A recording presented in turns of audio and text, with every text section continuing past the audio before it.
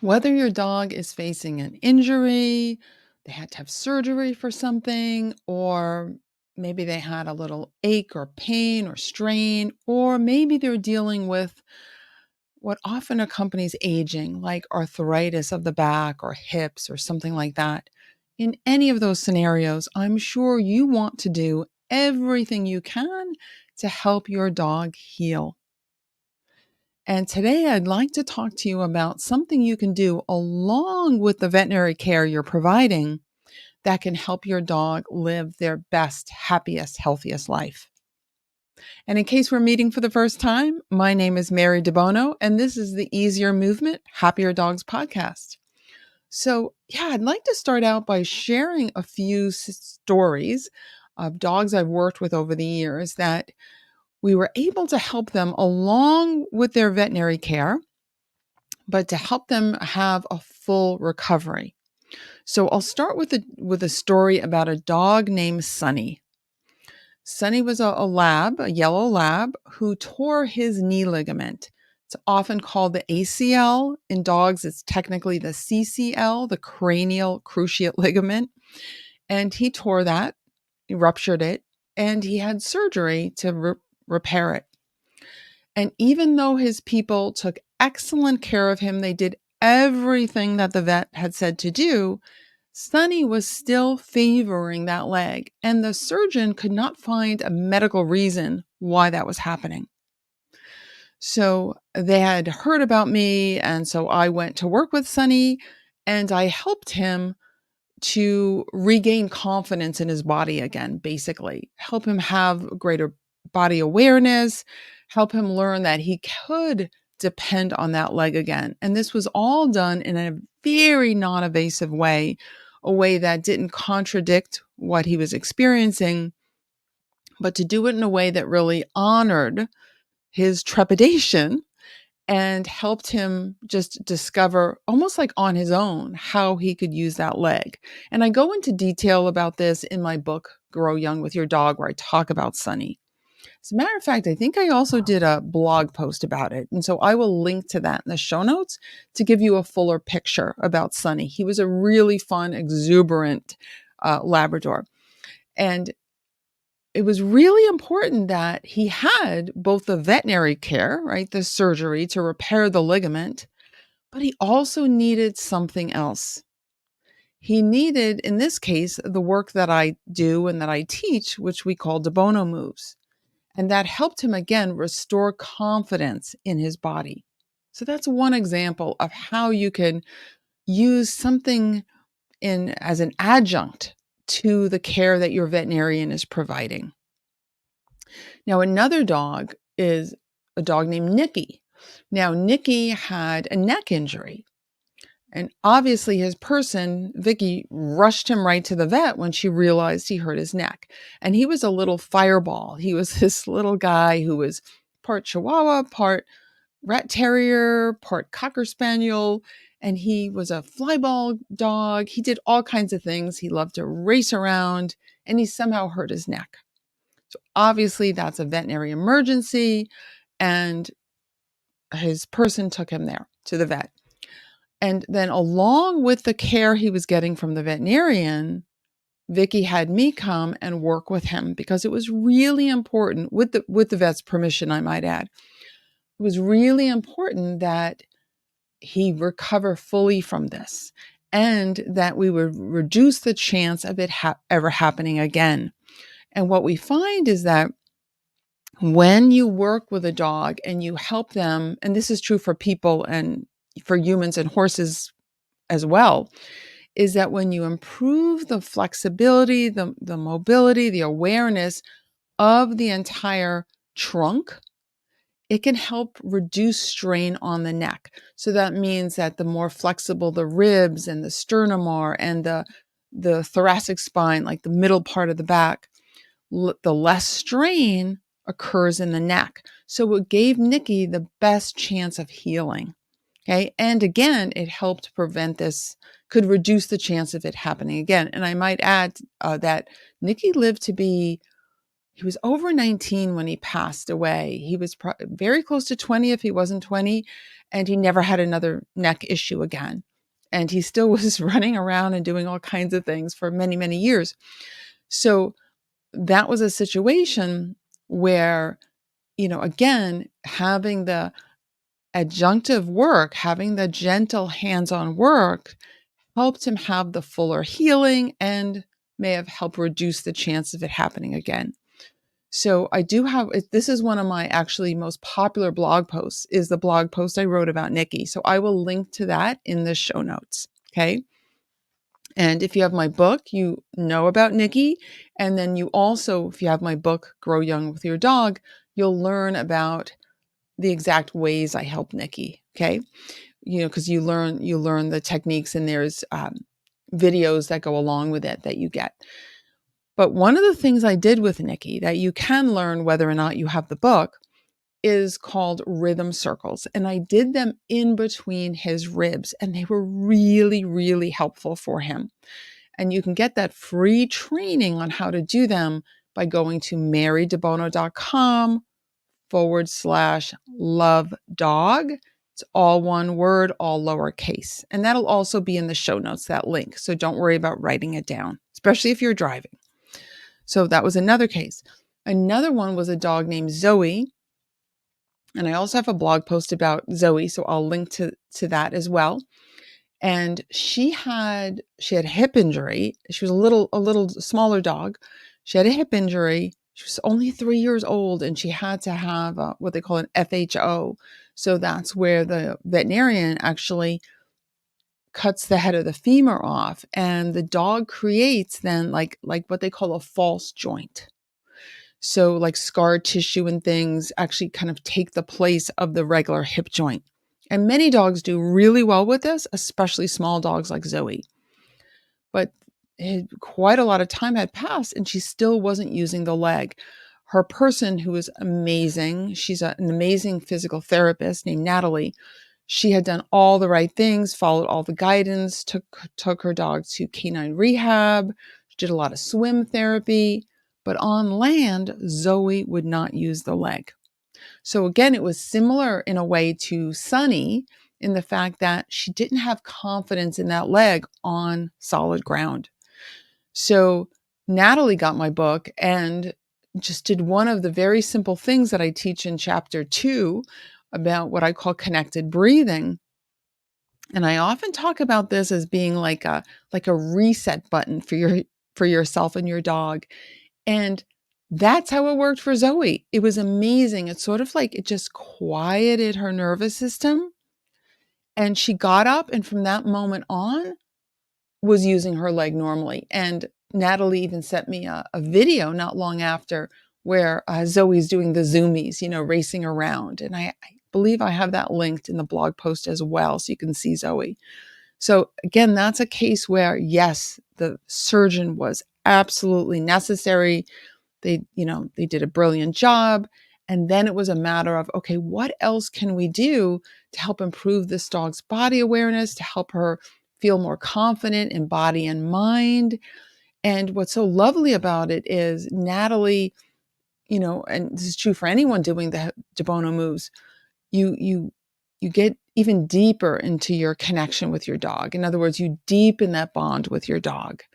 And so a combination of all of that just allowed her then to have confidence in how to use that leg. So it's another story. There was I've worked with a number of dogs that had DM, it's degenerative myelopathy, and a lot of different breeds are susceptible to this. They're at risk for it. There's DNA tests you can do to tell if your dog has the gene that may have them be susceptible to it. But generally it's a progressive disease that, as far as I know, there isn't a cure for it. However, it's important to get the dog veterinary care, to have supportive care for the dog. And all the dogs I worked with are always under the care of a veterinarian. And again, I've worked with a number that had DM. And what we found is that by me doing the Debono Moves and also teaching the people how to do the Debono Moves with their own dog, they could help really calm the dog, have more times of relaxation. My understanding is DM is not painful to the dog, but it could be very disorienting. Sometimes they have what seem like seizures. Sometimes they, lots of tremors can happen in the body, and they lose the ability to use their hind legs, and other things get very weak. So it can be very upsetting to everybody. But the more we can support the dog, what I found is, for example, something I teach called back lifts, which is a very gentle, supportive way of using your hands to help reduce strain in the back. That can help these dogs so much because they're having to compensate and overuse parts of themselves because they're losing the ability to use their hind end. Right? A lot of the work I teach, I also talk about working around the shoulders. Again, that's going to help these dogs so much because they're compensating by overusing their front end. And also, again, it's that bonding time. It's that time that you can give back to your dog and help your dog feel better. And it's to me, I always feel so fortunate when I can do that because it's such a gift. So it's a gift to you both. So that's another example of how you can use Debono Moves as an adjunct to your veterinarian's care. Then, of course, there's many, many dogs I've worked with over the years that are aging. They have a lot of arthritis, maybe in the spine, like spinal arthritis. They may have hip arthritis, different places, carpal arthritis, all sorts of places where they can be arthritic. And again, it's important to have the dog checked out by a veterinarian, do whatever supportive nutraceuticals, different nutrition, possibly medication if that's indicated, if the vet, says that's important and you agree. That could improve their quality of life, of course. So all those things are important. And it's also important then to do things with your hands, to actually use your hands to support your dog to, again, reduce the wear and tear that they're creating by compensating for the arthritis, for example. Again, if they have arthritis in the back, like spinal arthritis or hip arthritis, they might be overusing the front. So they may have a lot of strain or wear and tear around their shoulders and around their neck. So there's many different things you can do. The rhythm circles are a great way to start, and that's what you get in that free training, which I'll definitely link to. That's a good start, but there's many other things you can do that can help that. Okay, so for those of you who know the work, if you have my book, the rib cage slides, the rib cage circles, all those things can also help with the shoulders, with the neck, so many other things, back lifts. I mean, there's many, many different things we can do. The lumbar lifts are really helpful for dogs with back pain and back arthritis. So of course, every situation is different. So make sure that's appropriate for your dog. But as a general rule, that's often the case. So those are things that, you can do to help support your dog throughout the aging process. The other thing I want to point out about aging, or even just any injury, even in a young dog. So even a very young dog that has an injury, like Sonny was young, I think he was only 5, Zoey was only 3 when she had her hip surgery. These are young dogs, but they can get into what I call a downward spiral. So again, certainly happens a lot with older dogs, but can happen with younger ones as well, where something is painful, something is bothersome, or they're afraid it's going to hurt. So then they overuse other parts, right? So now they're compensating. And now that part starts to be fatigued. It starts to be sore. It starts to be tight and restricted. And now they have to compensate some other way. Now they're creating more strain on another structure, another part of themselves. So all these things lead to a vicious circle, a downward spiral. And so what we found is that the Debono Moves can really help the dog come out of that downward spiral, help them reverse it. Another dog I'm reminded of is a dog named Duffy, who was 15, and he had really bad hips. He had a lot of arthritis. He was a dog who never liked to be touched, even when he was younger. And when I first met him, he could hardly walk because his hips were so bad. Again, he was under veterinary care. And I helped connect with him by working around his shoulders first. I didn't go to his back or his hips, but once he felt the relief that I gave him by working around his shoulders, then he was like, okay, this is good. Being touched is good. So it feels, felt pleasurable to him because it really relieved the strain. It relieved that sense of soreness and effort. And then I could work with parts of his back and his hips, etc. And he walked out of there like amazingly good. And then his person, because she had my book, Grow Young with Your Dog, she worked with him on a regular basis. And it was great because he went from a dog who could hardly walk to running up and down the hallway. So it's very cool. And he was 15, right? So people think at that point that it's just all downhill. But what his person did was she successfully got him out of that downward spiral, okay? And helped make the most use of the wonderful life he had left. He lived for I don't remember exactly how long he lived, but it was certainly quite a while after I had worked with him at the age of 15. And he was a big dog, by the way. So the other thing that this does is when you work with your dog in this way, where you're relieving effort, you're quieting the nervous system, the dog learns to associate pleasure and relaxation with your touch, with your handling. This comes in really handy if you're having to treat your dog, like maybe your dog has an injury and you have to wrap it or, put some medication on it or do something like that, or any really kind of grooming or husbandry things. You want your dog to start to associate, you gently touching them with a feeling of pleasure and relaxation. And they learn that they can trust. Okay. So this is really, really helpful. And it's helpful, for example, I talk about the rhythm circles a lot because I find they're easy for people to learn. I have that free training for you on them.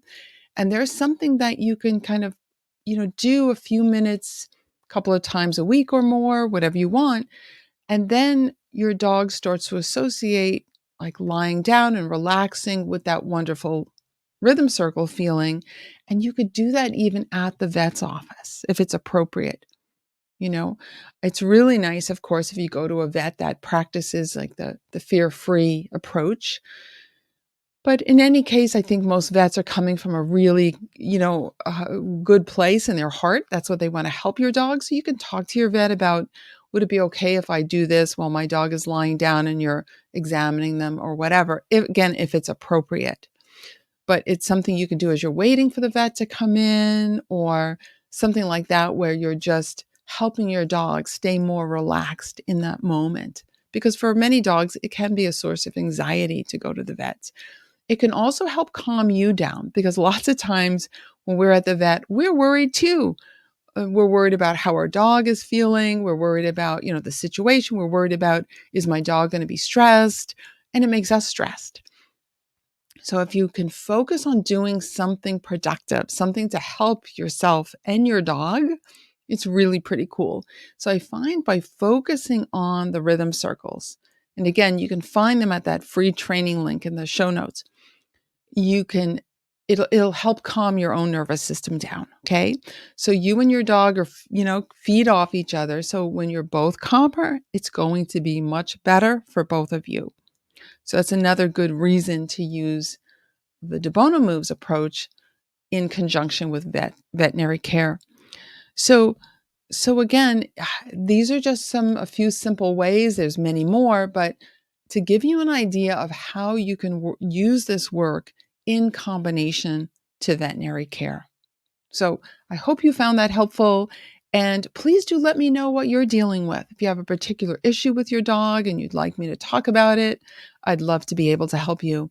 Thank you so, so much for being here. I really appreciate you, and I look forward to talking to you again soon. Bye for now.